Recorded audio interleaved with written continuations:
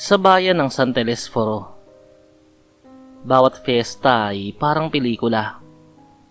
May perya, mga banderitas, mabangong inihaw, at isang entabladong may makukulay na ilaw. At tuwing ganitong okasyon, may isang pangalan na siguradong nagpapatawa at nagbabasag ng kaba sa puso ng mga tao. Iyon ay si Vice. Si Vice ay isang stand-up comedian na bakla, makwela, matalas magsalita, at hindi natatakot magbiro kahit sino pa ang audience. Kilala siya sa linya niyang, "Kung di ka marunong tumawa, hindi ko problema yon. Baka kasi totoo na ang mga biro ko." Gabi yun ng fiesta. Ang plaza ay punong-puno. Ang mga batay nakaupo sa semento. Ang mga manatanday nakaupo sa monoblock chairs. At ang mga magkasintahan ay magkayakap sa gilid. Sa gitna, nasa VIP row si Kapitan Ignacio. Matangkad, malapad ang balikat. Nakabarong pero may malamig na titig na para bang binabasa ka mula ulo hanggang paa. Pag-akyat ni Bay sa entablado, nagsimula na ang putukan ng biro. Lahat ay tawa ng tawa. Kahit ang ilang pulis sa gilid ay hindi mapigilang umisi. Hanggang sa dumating ang punchline na babago sa takbo ng gabi. "Ay nako mga kababayan, alam nyo ba, si Kapitan Ignacio, mahilig yan sa hilaw na karne. Oo, karne ng baboy. Hindi yung kilawin ha, yung literal na hilaw. Minsan buhay pa nga eh. Parang vampire lang. Kaya nga protektado tayo eh." Tawanan, sigawan. Pero may ilan na natahimik. Ang mga lalaking nakaitim at nakasalamin sa gilid ng stage ay biglang nagkatitigan. Parang may natanggap na senyales. Si Kapitan, naangiti pa rin. Pero kumikislap ang mga mata sa ilaw ng entablado. At hindi yun normal na kislap. Pagkatapos ng show, tahimik ang pauwi ni Vice. Puno pa rin ng hangin ng amoy ng inihaw. Pero wala ni isang tricycle o aso sa daan. Parang biglang naglaho ang buhay sa paligid. Sa isang eskinita, narinig niya ang tunog ng mga kuko na humahagod sa yero. Bago pa siya makalingon, may isang nilalang na bumagsak mula sa bubong. Matangkad, nangingitim ang balat. Mahahaba ang kuko, pulang mata, at ngiting nagbubunyag ng matutulis na pangil. "Vice," garalgal nitong sabi, "hindi mo alam kung ano ang pinasok mo." Sumugod ito, mabilis na parang hangin. Pero si Vice, imbis na umatras, ay ngumiti at hinugot mula sa bulsa ang medalyon ng prespiko. Nagliwanag ang pula, dilaw, at berdeng bilog nito lang lumapat sa kanyang dibdib. Parang dumaloy ang kuryente sa kanyang mga ugat. Naging mainit ang balat niya, parang bakal na pinapanday. Isang suntok lang, pero ang tunog ay parang nabasag na hollow block. Napaatras ang halimaw, duguan ang bibig. "Oy, sorry sanay ako manuntok ng ex-boyfriend na nangutang tapos biglang nawala." Biro ni Vice, habang hinahabol ang halimaw ng isa pang sipa. Pero bigla itong naglaho sa dilim. Iniwan si Vice na nakataas ang kamao. Sa isip niya, unang babala pa lang to. Alam kong marami pa sa inyo ang magbubunyag ng sarili. Ay, parang mga manliligaw ko lang noon. Sa bahay ni Vice, may isang kahon sa ilalim ang kanyang kama. Puno ng kakaibang gamit, mga itak na pilak, bala na may ukit ng krus, at bote ng langis na gawa sa dahon ng sambong at ng bawang. Ang medalyon ng prespiko ay pamanang iniwan ng kanyang yumaong tiyahin na isang manunugis ng mga halimaw, o sabihin na nating mga aswang. Sabi nito, ang pula ay nagbibigay ng lakas, ang dilaw ay nagpapabilis ng kilos, at ang berde ay nagpapakunat ng balat na parang kalabaw. Pero babala rin ng tiyahin niya. Ang paggamit nito ay magdadala ng atensyon ng lahat ng nilalang sa dilim. Ngayon, malinaw na. Ang mga biro niya sa entablado ay hindi aksidente. Plano niya yon para mabunyag ang sikreto ni Kapitan Ignacio. Kinabukasan, kumalat ang tsismis. May mga malalaking aso raw na nakitang gumagala sa gabi. Pero si Vice, alam ang totoo. Mga alagad yun ni Kapitan. Mga aswang na nagbabalat kayong hayop. At madalas, bilang mga mamamayang nakikihalubilo. Nagplano siya ng isa pang comedy night. Pero ngayong gabi, bitag na ang entablado. Sa ilalim ng stage, naglatag siya ng asin, durog na bawang, at patak ng banal na langis. Nagtago rin siya ng 3 patalim na pilak at isang mahabang lubid na hinaluan ng hibla ng buntot ng pagi. Mabisang panali laban sa mga halimaw. Sumapit ang gabi. Puno ng tao ang plaza. Dumating si Kapitan Ignacio. Mas maangas pa kaysa dati. Nasa likuran niya ang mga bodyguard na pawang nakaitim at nakaitim na shades kahit gabi. Si Vice, nakatayo sa gitna ng stage.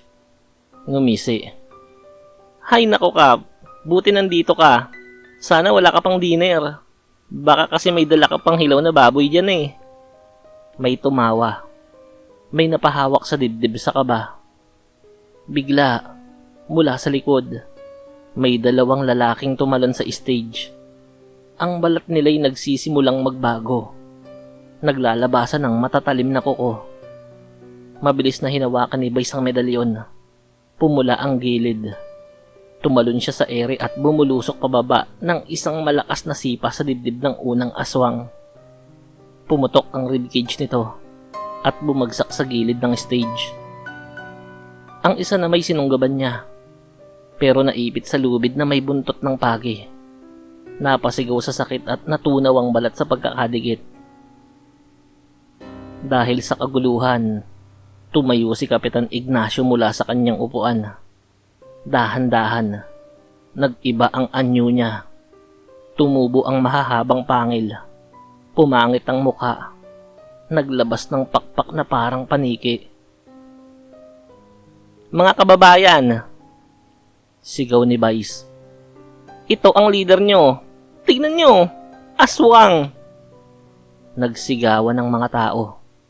May ilan na tumakbo, pero marami ang nanatili. Nanlaki ang mga mata sa nakikita. Dumipad si Kapitan at sumugod kay Vice. Sa unang sabayang banggaan, parang kumalabog ang buong stage. Hinampas ni Vice ng 2 suntok sa mukha ang Kapitan. Pero mabilis itong nakaiwas at sumipa pabalik. Tinamaan si Vice sa sikmura at napaatras. Muling sumugod ang Kapitan gamit ang matatalim na kuko. Pero bawat tira ay tinatabig ni Vice gamit ang itak na pilak. Sa isang malakas na atake, tinamaan ni Vice ang pakpak ng Kapitan. Pumutok ang balat at umagos ang maitim na dugo na amoy panis na karne. Ano Kap? Gigil na gigil ka na ba sa akin? Hindi mo ako matitikman no? Sigaw ni Vice. Sa huling yugto ng laban, sinunggaban ni Vice ang leeg ng Kapitan. Itinulak pababa at sunod-sunod na pinagsasasapok ang ulo nito. Tunog hollow block sa bawat tama hanggang sa bumagsak ang Kapitan. Nanginginig. Wala ng lakas. Biglang may dumating na 3 lalaki. May dalang galon ng gasolina. Isang babae ang sumigaw. Hindi na dapat mabuhay yan. Ang dami niyang kinain. Binuhusan nila ang katawan ng Kapitan ng gasolina. May nag-abot ng posporo kay Vice. Tumingin siya sa lahat. Ngumiti at sabay nagsabi. Sa comedy, punchline ng ending. Sa laban namin, apoy. Itinapon niya ang palitong may sindi sa basang katawan ng kapitan. Sumiklab ang apoy. Kasabay ng hiyawan at sigawan ng mga tao. Ang amoy ng nasusunog na laman ay kumalat sa plaza. At sa gabing yun, natapos ang paghahari ng isang aswang sa San Telesforo. Pagbalik sa kanyang bahay, inilapag ni Vice ang medalyon sa altar. Alam niyang may malaki pang laban sa hinaharap. Dahil sa dilim ng kalye, isang anino ang nakatingin sa kanya. Nakangisi. May iba pa kaming kapitan at mas gutom sila. Ngumiti si Vice. Sabay hila ng isa pang bote ng langis mula sa kahon. Ay, game na to mga bakla. Makalipas ang 2 buwan mula nung sunugin si Kapitan Ignacio, bumalik ang katahimikan sa San Telesforo. Pero kay Vice, iyon ay katahimikang parang bagyong may paparating na mata. Gabi yun, nagpe-perform siya sa isang bar sa bayan. Masaya, tawanan, walang kaba. Hanggang sa dumating ang isang customer na nakaputi. Payat, mahaba ang buhok, at may kakaibang kintabang mata. Umupo ito sa harap, tahimik lang habang tinititigan si Vice. Kuya, parang crush mo ako Huwag kang ganyan, baka ma-inlove ka at di ka makauwi sa probinsya. Biro ni Vice. Ngumiti lang ang lalaki. Ngiting parang nanunuya. Nang matapos ang set, lumapit ito kay Vice at bumulong. Nag-iisa ka lang sa laban mo. Pero kami, marami. Bago pa makareact si Vice, biglang nabasag ang pinto ng bar. Pumasok ang 3 higanting lalaking may balat na parang kaliskis. Mahahaba ang kuko at mata na kulay dilaw. Halos mapatili ang mga tao. Mabilis na isinabit ni Vice ang medalyon ng 3 piko sa leeg. Pulang liwanag. Init na parang nagmumula sa ilalim ng balat. Ang unang halimaw ay sumugod gamit ang kanyang mga kuko. Yumuko si Vice, umikot, at sinipa ito sa tuhod. Nabali ang buto noon. Bago pa ito makasigaw, sinampal ni Vice ng kaliwa.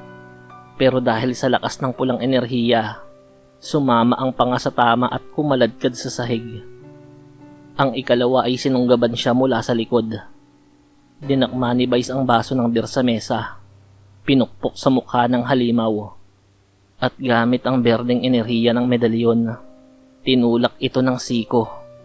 Tumagos ang siko niya sa dibdib. Parang bakal na bumutas ng kahoy. Ang ikatlo ay pinakamalaki.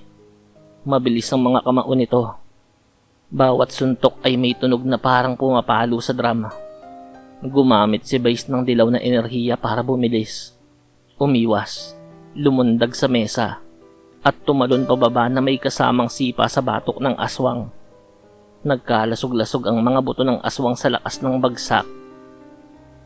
Nang magmulat si Vice, wala na ang lalaking nakaputi. Pero naiwan sa mesa ang isang sobre na mayroong marka. Isang krus na baliktad na may mata sa gitna. Sa bahay, binuksan ni Vice ang sobre. May lamang mapa ng isang lumang sementeryo sa kabilang bayan at isang sulat. Dito kami nagtitipon. Dumating ka. Kung may tapang ka. Hindi yun pwedeng palampasin ni Vice. Pero alam niyang kung pupunta siya, hindi na simpleng laban yun. Ito ay pugad ng sindikato ng mga aswang. Sumapit ang gabi. Nasa sementeryo si Vice. Nakaitim. Dala ang itak na pilak. Lubid na may buntot ng pagi. At 3 bote ng langis na may basbas ng pare. Pagdating niya sa gitna, nakita niyang nakapila ang higit 10 nilalang. Iba't ibang anyo. Mga aswang na parang paniki ang muka. Mga tikbalang na nakayuko para magkasya sa puwang. Mga taong hayop na may balat na parang bato. Sa gitna ng lahat ay isang babae. Matangkad, Maputla, nakapulang bestida, at may matang kasing pula ng dugo. Siya si Doña Sabel, pinuno ng sindikatong aswang. Ikaw ang pumatay kay Ignacio. Ngayon, titirahin ka namin habang buhay pa. Sambit ng Donya, na bakas ang galit at pagnanasang makapaghigante. Unang sumugod ang dalawang aswang. Bago pa makalapit, inihagis ni Vice ang bote ng langis. Pumutok ito at kumalat ang amoy ng sambong at luya. Umatras ang mga nilalang na parang nasunugan ng balat. Isinabit muli ni Vice ang medalyon. Ngayon, sabay na kumislap ang pula, dilaw at berde. Mabilis siya gaya ng hangin. Malakas parang truck at ang balat ay matibay na parang armor. Tumalon siya sa ere at pinagsalita ng sipa at suntok ang tatlong halimaw. Bawat tama ay may tunog ng pumutok na pakwan. Isang tikbalang ang sumugod at sinubukang durugin siya ng malaking kamay. Pero nahawakan ni Vice ang braso nito. Iniikot at sinaksak ng pilak na itak sa leeg. Pumutok ang dugo na amoy panis na dugo ng baboy. Tatlo pang nilalang ang humawak sa kanya. Pilit siyang hinahatak pabagsak. Ginamit ni Vice ang lubid na may buntot ng pagi. Inikot ito sa leeg ng isa at sabay hila. Naputol ang ulo. Gumulong sa lupa. Sa huli, si Doña Sabel na lang ang natira. Mabilis yun. Parang hindi sumasayad sa lupa ang mga paa. Lumipad yun sa ere. Bit-bit ang mahabang kuko na parang espada. Tinalo ni Vice ang bilis nito gamit ang dilaw na enerhiya. Sumalubong sa ere at sabay silang nagbanggaan sa gitna. Tunog-kulog ang bawat tama. Nagpalitan sila ng suntok, sipa at kagat. Si Doña Sabel ay nakatama sa pisngi ni Vice at nag-iwan ng sugat. Pero mabilis yung gumaling dahil sa berdeng enerhiya. Sa huli, naitulak ni Vice ang itak sa dibdib ni Doña Sabel. Para ito sa lahat ng kinain yung inosente, sabi niya, sabay tadyak pabagsak sa isang hukay. Pagkatapos noon, binuhusan niya ang hukay ng gasolina, sindi ng posporo, at nagliyab ang hukay. Ang hiyaw ni Doña Sabel ay umalingaw-ngaw hanggang sa maglaho sa usok. Habang papalayo si Vice, alam niyang hindi pa tapos yun. May mas malaki pang grupo at mas malakas. Pero ngayon, hawak niya na hindi lang ang medalyon, kundi ang tiwala ng mga tao na minsan nang nagkaisa para tapusin ang kasamaan. Ngumiti siya sa dilim. Sabay sabi, "Game na to mga bakla. Round 3, coming soon." Makalipas ang ilang buwan mula nang patumbahin ni Vice si Doña Sabel, kumalat ang balita sa mga bayan na may baklang manunugis na pumapatay ng mga aswang. Pero sa isang probinsya, sa hilagang dulo ng Luzon, may kakaibang pangyayari. Nawawala ang mga mamamayan, buo-buo, pati mga bata. At bawat nakakakita ay natutunaw na parang kandila sa takot. Dumating sa kanya ang isang liham mula sa isang pare. Ang buong San Roque ay hawak na ng mga aswang. Lahat ng opisyal ng bayan, pati mayor, ay isa sa kanila. Wala nang lumalabas na buhay. Kung may natitira pang pag-asa, ikaw yun. Pumasok si Vice sa San Roque sa ilalim ng ulan. Tahimik ang buong bayan. Lahat ng bahay ay may saradong bintana. At sa dilim, may mga matang kumikislap. Sa gitna ng bayan, sa lumang munisipyo, may pulutong ng mga halimaw. Hindi lang aswang, kundi mga sigbin na nakabaliktad maglakad. Mga mambabarang na may daladalang garapon ng uod. Mga taong pusa na may matutulis ng ngipin. Sa harap nila ay si Mayor Armando Reyes. Matikas, nakaitim na Amerikana. Pero ang balat ay parang yari sa balat ng ahas. Ikaw ang tinatawag nilang Reyna ng Mike? Malalim niyang sabi. Pero ngayong gabi, ikaw ang magiging hapunan namin. Isinabit ni Vice ang medalyon ng Trespico. Mula sa unang pagliwanag, ramdam niya na mas matindi ang enerhiya. Parang pinagsamang galit ng lahat ng napatay niyang halimaw. Unang sumugod ang mga sigbin. Mabilis sila dahil sa hubog ng mga paa. Lumundag si Vice. Ginamit ang dilaw na enerhiya para tumakbo sa dingding ng munisipyo. At mula sa itaas, bumagsak siya pababa. 2 sigbin ang nadurog sa ilalim ng kanyang paglanding. Sinunggaban siya ng isang taong pusa. Inikot ni Vice ang lubid na may buntot ng pagi sa leeg nito at hinila hanggang sa maputol ang ulo. Pumutok ang dugo na amoy malansang pawis at bulok na isda. Sa loob, mas masahol. Ang sahig ay puno ng buto at bungo ng mga tao. Ang kisame ay may nakasabit na bangkay, parang palamuti. May 10 mambabarang na sabay-sabay nagpakawala ng mga uod at alupihan. Tumalon si Bay sa gitna nila.